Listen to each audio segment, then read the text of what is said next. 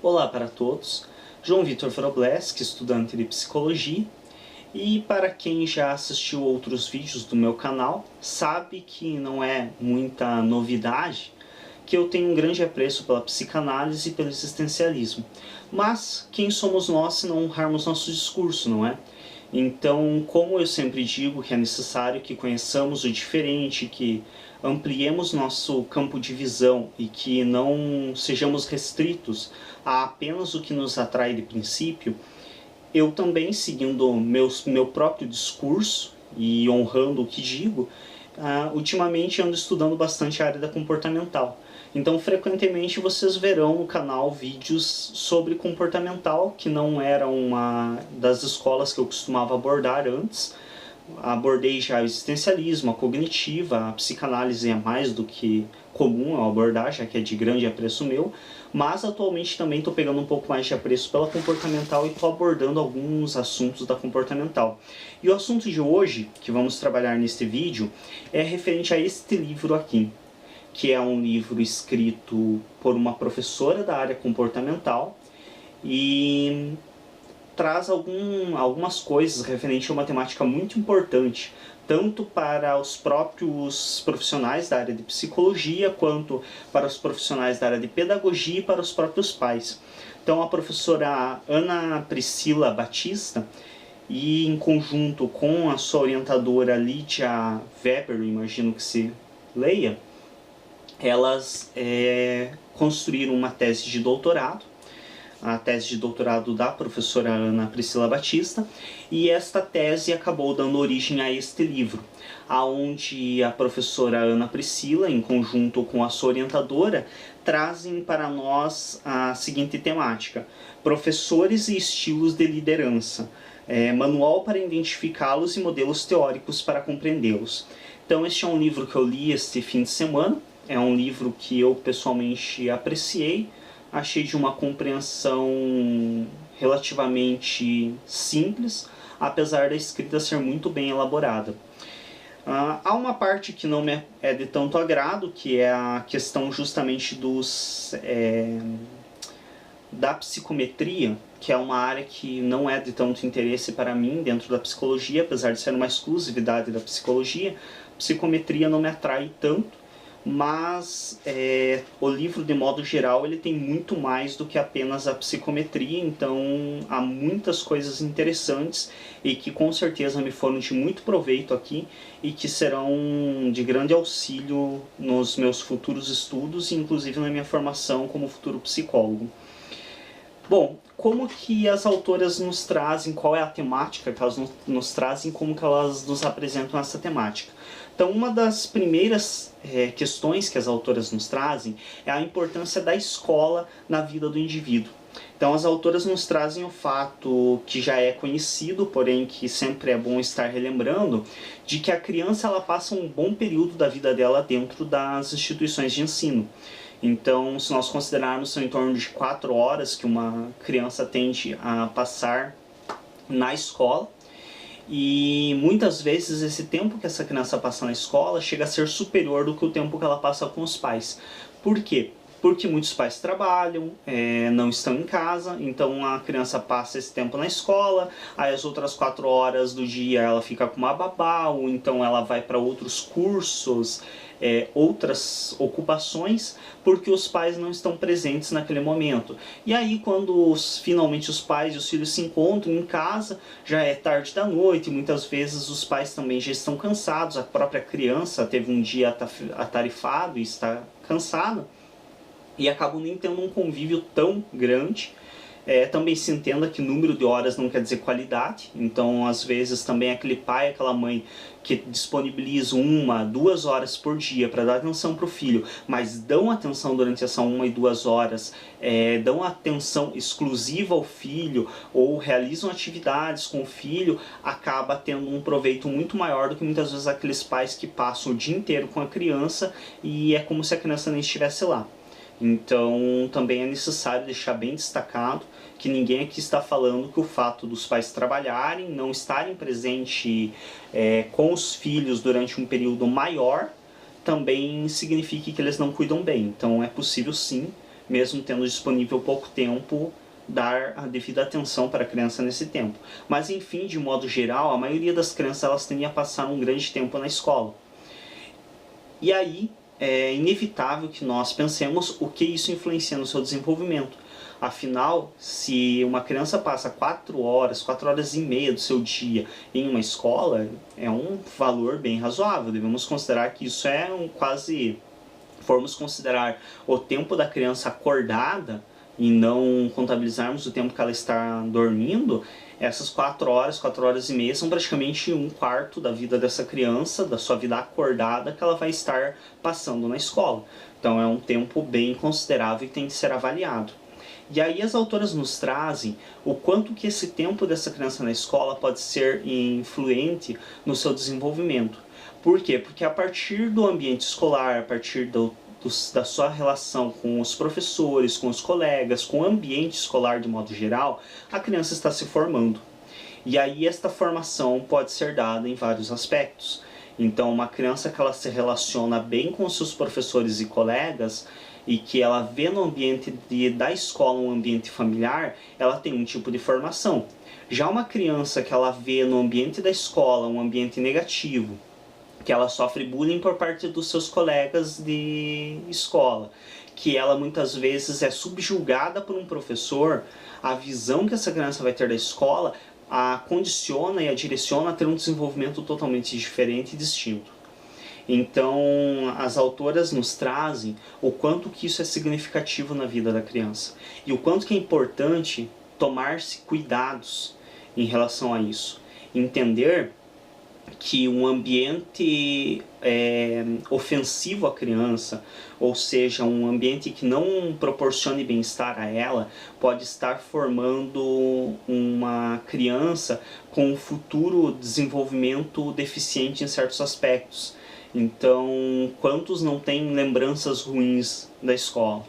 E é necessário também que lembremos que lembranças ruins se constroem ao longo do nosso convívio. Isso é uma questão natural e comum.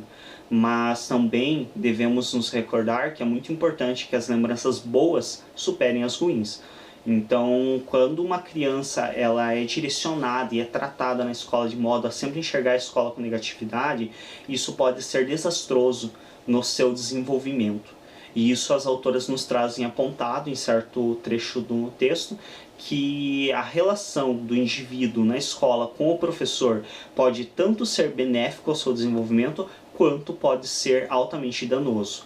Vai depender de como esse professor manuseia a relação. Outra coisa que as autoras nos trazem é que, obviamente, há uma recíproca mudança no tratamento entre aluno e professor, ou seja, a forma como o aluno trata o professor reflete a forma como o professor trata o aluno e vice-versa. Mas devemos nos lembrar também, quando estamos nos referindo a um adulto e uma criança, que a criança está em uma fase maior de desenvolvimento e está em digamos, ela não tem a obrigação tão grande de ter certos conhecimentos como nós adultos temos. Então, obviamente, de maneira geral, pela configuração atual da nossa sociedade, nós enxergamos como sendo de muito maior responsabilidade do adulto a relação com uma criança do que da própria criança. Do contrário, se formos dizer que a má qualidade de ensino de um professor, por exemplo, que lembrando é a temática que as autoras nos trazem, a má qualidade de ensino de um professor é resultado do que os alunos fazem dentro da sala de aula. Aí vamos também estar justificando, por exemplo, que o ato do pedófilo é motivado porque a criança o conquistou, como muitos, inclusive, pedófilos utilizam essa justificativa. Seria a mesma questão. Então devemos lembrar que na relação de um adulto com uma criança, sempre se espera que o adulto tenha mais responsabilidade sobre a criança do que atribua a responsabilidade a essa criança. Mas também é necessário, como nos traz as autoras, e lembrando que aqui eu estou também mixando um pouco da minha opinião, então fique bem claro, quando eu referencio as autoras, é o que realmente elas nos trazem no livro. Quando eu falo de outros assuntos, como acabei de falar, referente à pedofilia, é uma opinião minha, é uma questão muitas vezes embasada a partir de outros estudos, mas é minha, não das autoras. Enfim, o que as autoras também nos trazem? Que dentro desta relação de professor e aluno, e dentro dessa importância no desenvolvimento social da criança a partir da vivência dela na escola, existem diferentes tipos de lideranças de professores. Então existem formas que os professores lideram as suas turmas, e aí as autoras nos trazem mais direcionado isso a turmas de quinta e sexta séries. Dentro dessas turmas, elas avaliaram a partir de uma ferramenta da psicometria. Então elas utilizaram uma das ferramentas, que é o chamado IELP, que é um dos recursos de psicometria, foi utilizado pelas autoras para estar definindo 4 formas base de liderança dos professores e quais são os possíveis resultados dessas formas de lideranças.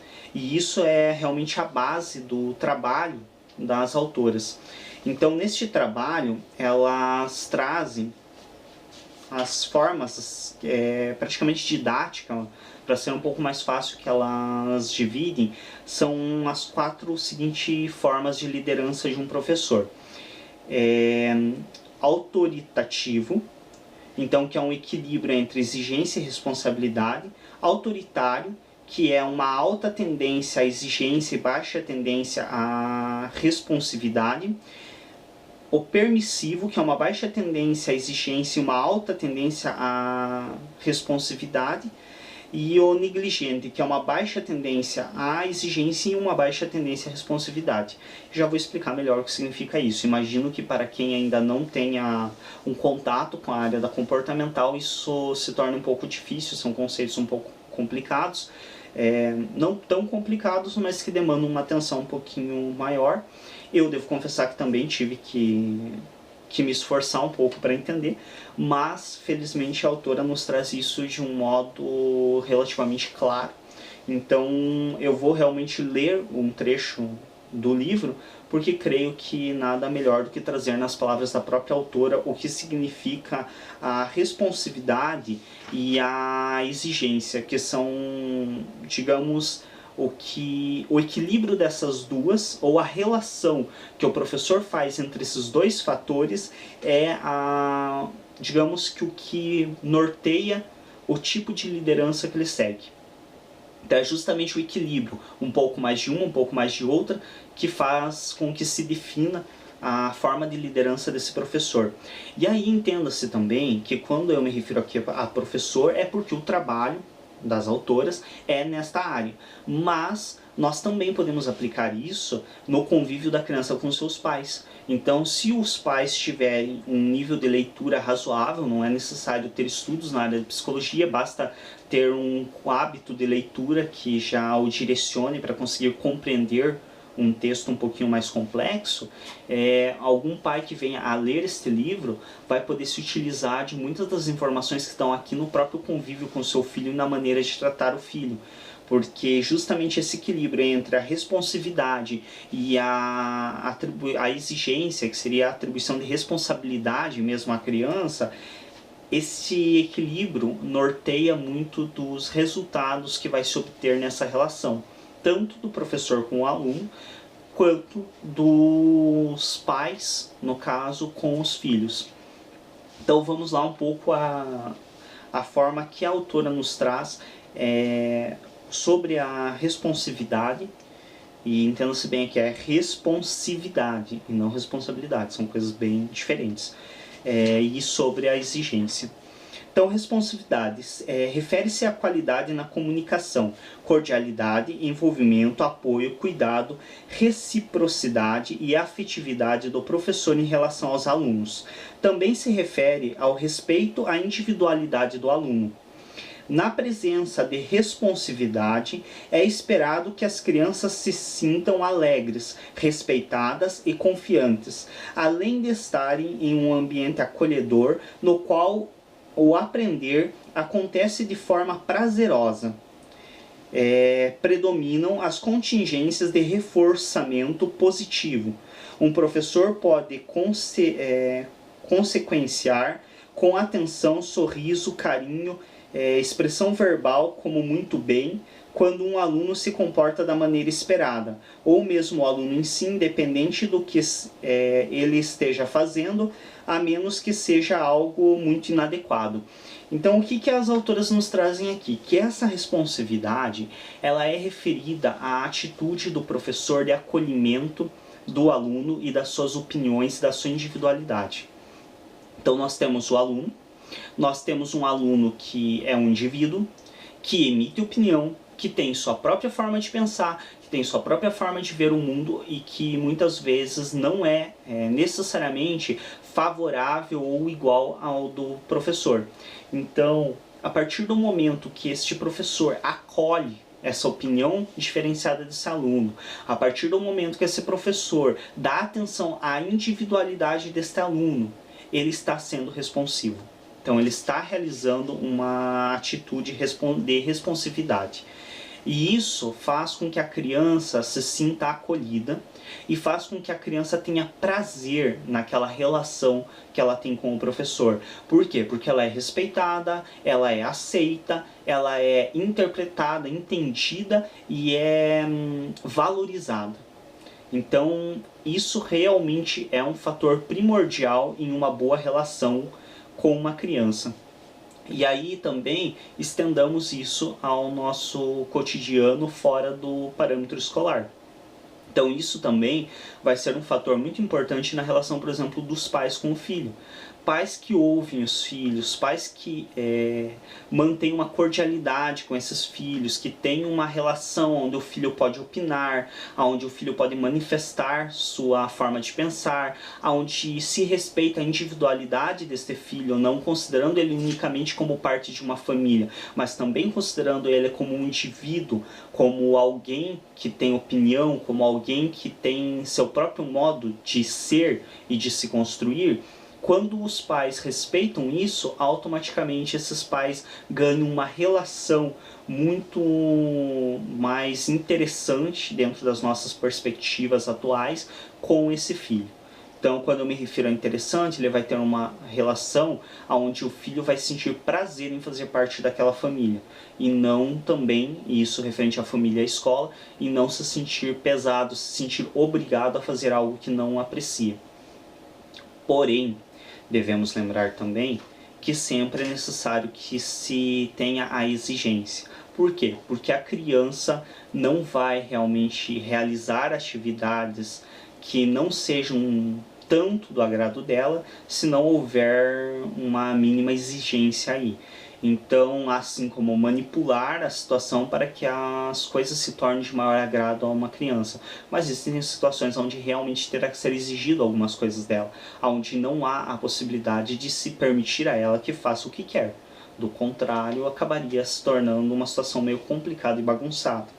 Então, o que as autoras nos trazem em relação à exigência? Pode ser considerado em relação às atitudes dos professores de estabelecer expectativas de desempenho, cobrar, monitorar, supervisionar e controlar o comportamento dos alunos de forma a impor limites e regras na sala de aula e em todo o ambiente escolar. No contexto da sala de aula e da escola, a exigência pode ser caracterizada pela disciplina consistente e contingente, sendo alguns exemplos de comportamentos dos professores, estabelecer regras de acordo com as características da criança, fornecer instruções de forma clara, deixar claro quais as consequências para o cumprimento e o não cumprimento das regras, cumprir com o estabelecido pelas regras, não aceitar comportamentos inadequados e consequenciar os mesmos, estabelecer regras básicas de convivência, cobrar e corrigir tarefas de casa conforme o desempenho, enfim, apresentar consistência e coerência entre o dizer e fazer. Então isso é uma coisa muito importante que as autoras nos trazem aqui também. Aí tem mais uma parte abaixo que é sobre controle coercitivo, mas esta parte eu creio que realmente eu não vou estar abordando, porque vai estender demais o vídeo. E a ideia aqui é trazer um pouco do aspecto do livro que pode ser utilizado não somente pela parte pedagógica, mas também pelos próprios pais. Então essa questão, o que as autoras nos trazem? Agora já tendo entendido o que é a responsividade e o que é a exigência, as autoras nos trazem basicamente, e aqui é uma interpretação minha acerca do texto delas, que o equilíbrio entre a exigência e a exigência e a responsividade é o que vai nos trazer as características de liderança desses professores, e eu estaria estendendo a relação familiar, já que as próprias autoras trazem exemplo ao longo do texto de outros autores que escreveram nesse parâmetro, realmente estabelecendo formas de liderança familiar. Então, em relação aos pais realmente e não a professores.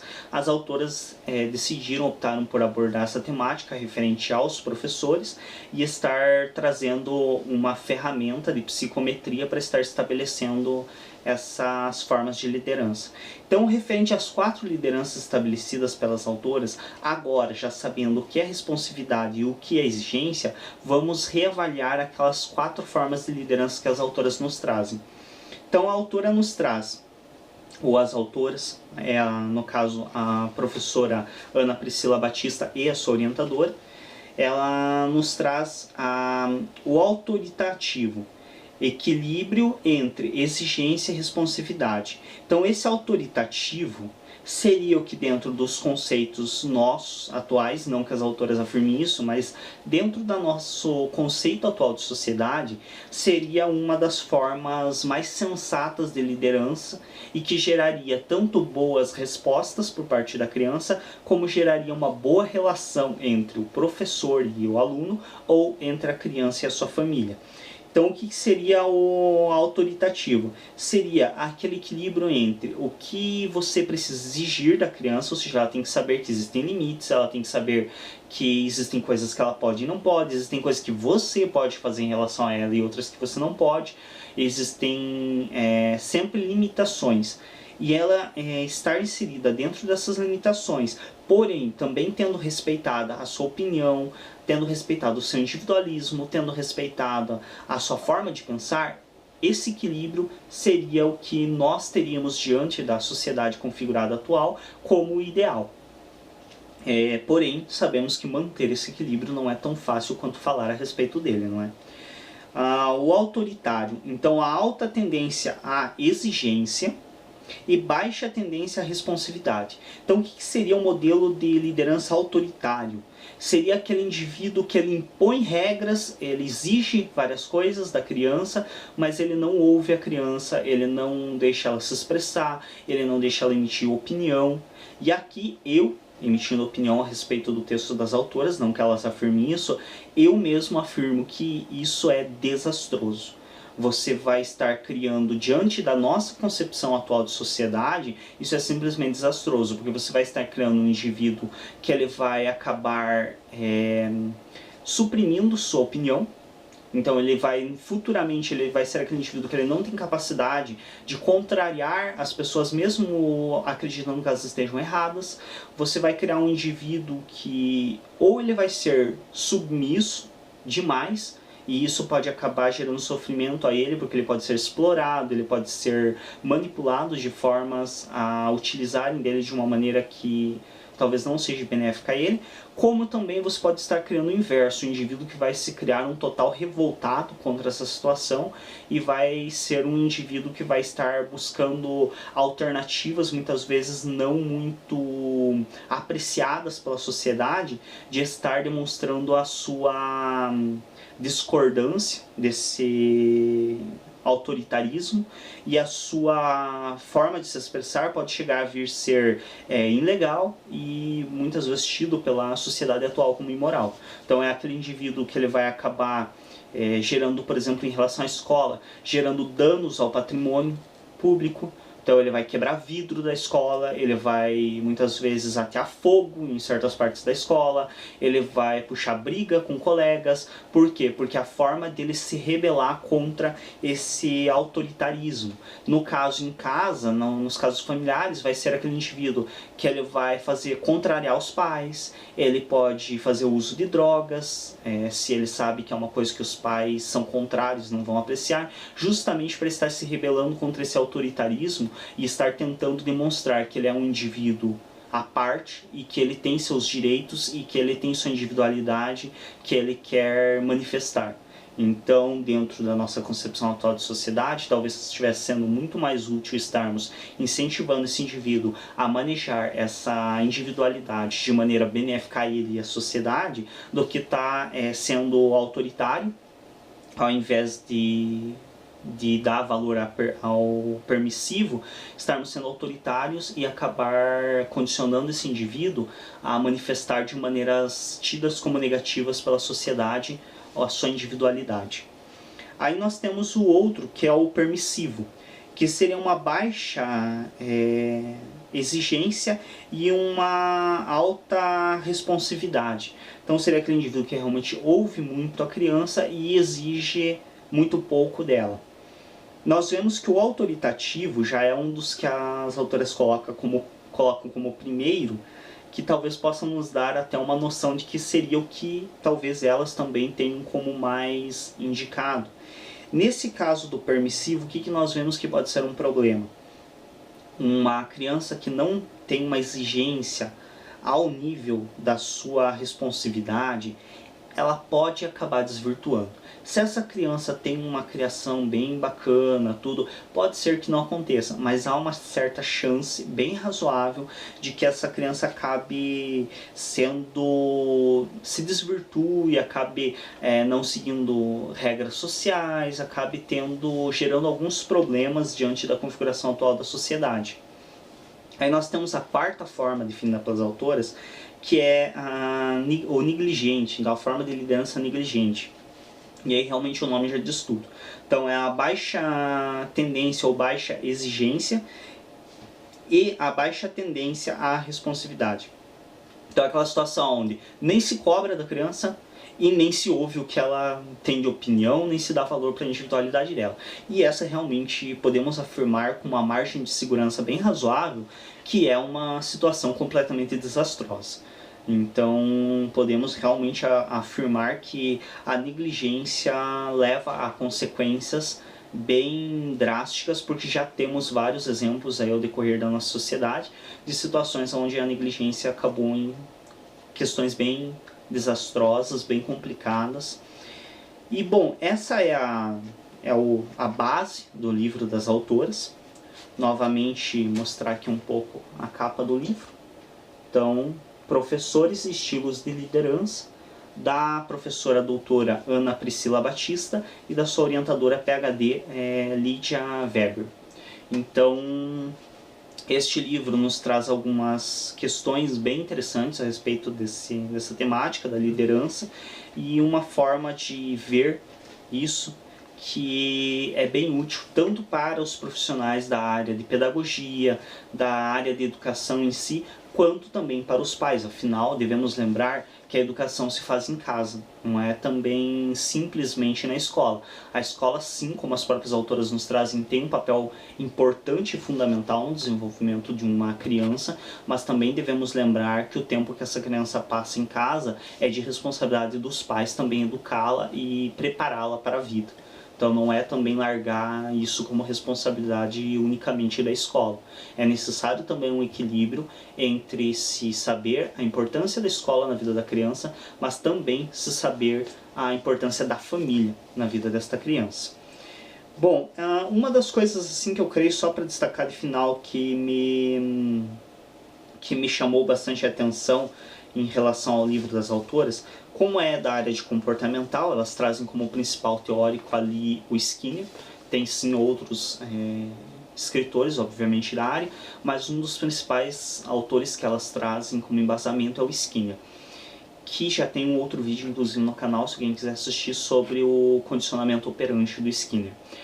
E uma das coisas assim que me chamou bastante atenção a respeito do Skinner foi o fato de que já na época dele, isso lembremos que o Skinner ele iniciou aí suas escritas aí por volta de 1938, 39, alguma coisa assim.